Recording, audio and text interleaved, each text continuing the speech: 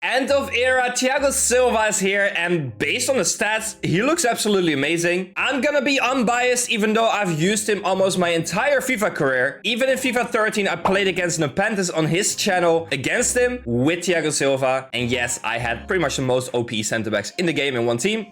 That's not the point. Like I said, I'm gonna be unbiased on him. And if I'm gonna be unbiased, the first thing that I see is that he's 6 foot. And with the current crossing meta, with a Sorlot, Boniface, players like that, always up front, ready for every cross, it's gonna be difficult. You need the tall defenders at the moment to have a slight chance on winning the headers against crosses. So we gotta see how that will go and if he can play around it. So right away, a 450k price tag seems already quite expensive if you have so many good other center backs. Obviously, you pay for sentimental value, you pay for him being him, but let's continue. The next thing is the pace split. Even though 90 pace looks amazing, the pace split is very bad. Only 80 acceleration at this point of the game is very slow. That's why I put a shadow on him. I think that's like the only option you can use on him. So far, 2 things I'm like, maybe not ideal. But besides that, he looks absolutely amazing. Not gonna lie. His short passing, long passing is amazing for my playstyle because I like to pass and build up with my defenders as well. His dribbling, good enough. His reactions, composure is amazing. Agility, decent. But obviously the main thing, defending, is almost perfect. And with a shadow, it literally goes to 99 in everything besides heading accuracy. But since he's a bit smaller, how often are you gonna win a header with him? Physicality, stamina, slightly low, I would say,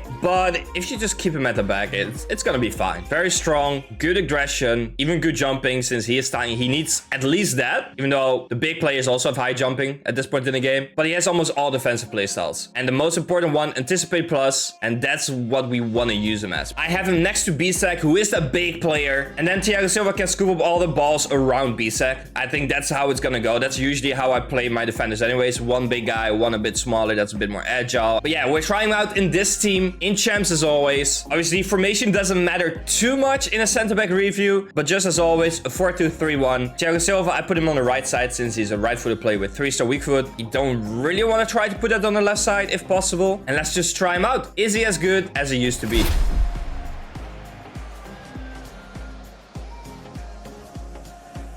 Right away, good positioning and very easy interception. That wasn't too hard because Vinny just passed it ahead of him. But still. And he feels quite agile. Obviously, his passing is amazing. Long passes should be fine as well. Nice. Okay, first test here. No issues at all. That is great. Okay, let's test him out again against Sorlot. I didn't even move him. I just stood there and he grabbed the ball himself. Okay, against Vinicius. Bro, he feels fast.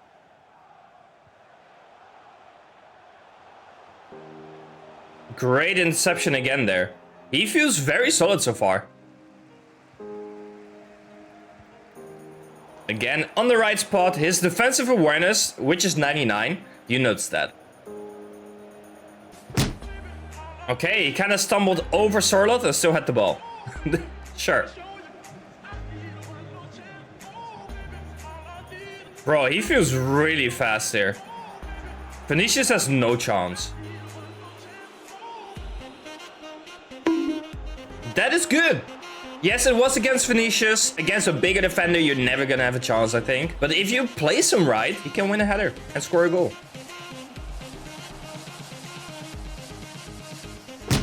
And he has the ball again. He is very solid. Great, Thiago Silva. I wasn't even him. He pulled the offside trap and grabbed the ball twice.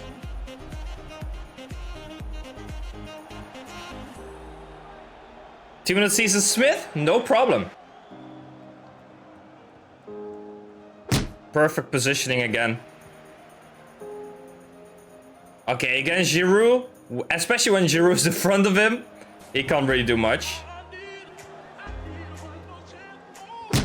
Good interception. It's getting again boring, me saying that, but don't know what else to say. He just does it well. And perfect again. That was a good header from there. Oh my god, he does win some headers. Not against Giroud, though. That's the problem you have with him in defense. The crosses. And there he has it again. So, on the ground, he's perfect. In the air, he struggles a little bit so far.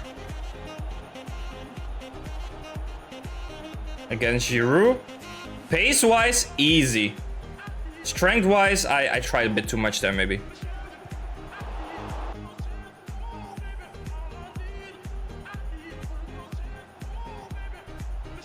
Good positioning by Thiago Silva there.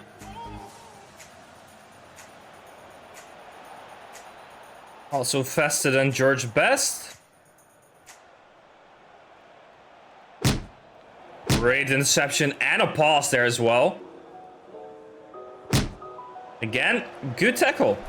There's only so much you can show on the center back in terms of gameplay. And the only concern that I had with him is his pace because of the 80 acceleration and the heading because of the crossing meta, and he's quite tiny. The first part, the pace, no problem at all. He is super fast. Obviously he has 98 sprint speed, but he was so quick on his feet. It didn't take much time for him to get to speed, I feel like. Obviously he's also mostly lengthy, which helps. So that's the main reason. So maybe on old gen, since I tried on new gen, he feels a little bit slower because there the lengthiness cannot save the acceleration. But on next gen, he is super fast and you don't have to worry about it. But the other concern, his heading, his jumping, his physical duels in the air, yes, that is a little bit of an issue. I gotta be honest though, I'm not good at heading in general. Even with B-Sec, I lose headers against like Osimhen and stuff like that. So it could also just be a me problem. But the fact that he's just that tiny. He's 6 foot, which is, as a center back at this point in the game, feels very small with the current meta. So he can't really help you out there. You gotta make sure you have your big player always close to the big player that they have up front. But the groundwork, whenever the ball is not in the air, he is amazing. The 99 defensive awareness, you really notice that he's always like on a perfect position to create enough space to make the opponent pass to that player. But as soon as they pass to that player, he just stands there and intercepts. It's like a weird thing, and some players just have that, right? Some players throughout the history of FIFA, they just have a certain way of running, walking, positioning that just works. And he is one of them. He was just always at the right spot. I can rely on him. And throughout all the games that I played, I got scored on way less than I usually do. Quick side note though, not many people were actually doing the crossing meta against me. I had like one player who tried it a few times, but because of that, I got scored on less. But usually I get scored on a lot on the ground as well, because I play a very attacking way and I just always step in with my defenders. But when he steps in, he got it. If you step in with your other defender, he covers it. So I don't know, like it just felt good. It felt like he was always at the right spot, like I said, and he was just strong. Like the anticipate plus is definitely a big thing that helps him out. In the attack, the power header plus, again, I'm not good with headers, but he had a few chances. If you make sure you're in front of the defender with like if you do the player lock with the corner, you can make sure you have a good chance of actually winning the header and score. And yeah, he's just very good. Is he worth the 450,000 coins though? It depends if you like him. I'm not gonna lie, it depends if you like him. Because if I gotta be realistic, like if you have a Califiori fodder card that's 20,000 coins, has 97 physical on the base card, you can just slap a shadow on it and it's an amazing card. I usually use him next to B-Sec. So for 20k, for literally fodder price, you have a center back that is good and that can help against the crossing meta. So if you base it on that, is he really worth it? Not per se, but he is very fast. He does make your defense stand good and he's always at the right spot. Plus, is just a legend. So if you have somewhat nostalgia, sentimental value, whatever to him, he's gonna be worth it because he is good. He fits within the power curve and based on that, he's worth it. But if you're low on coins, low on fodder, and you're not sure if you should do it and you don't care about him as a person, I would say there are other options available. But if you notice that your defense is usually standing weird and you get scored on a lot from the ground as well, he might be your solution because he solved it for me. But in the end, it's Ultimate Team of the season right now. If you're gonna grind packs, if you're gonna put your fodder into exchanges, trade those into player picks, in premium packs, whatever, if you grind all week, you will generate enough fodder to do them for free. 100%. And then I would say, if you don't know where else to put the fodder in, put it in him and try him out, give him a chance, and I don't think he's gonna disappoint you. If you played with him or against him, let me know in the comments what you think of him, and let me know if you're gonna complete him, yes or no, once you have the fodder. And if you're not subscribed yet, guys, make sure you do, because this week I'm gonna drop a lot of content on YouTube. It's Ultimate Team of the season. I'm gonna grind hard, so make sure you're ready for that, because we're gonna see a lot of packs, some special videos, and later this week, another player review on one of the new SBCs that's gonna come out the coming days. So if there's a player that comes out in the coming days and you're like, I want Leroy to review that,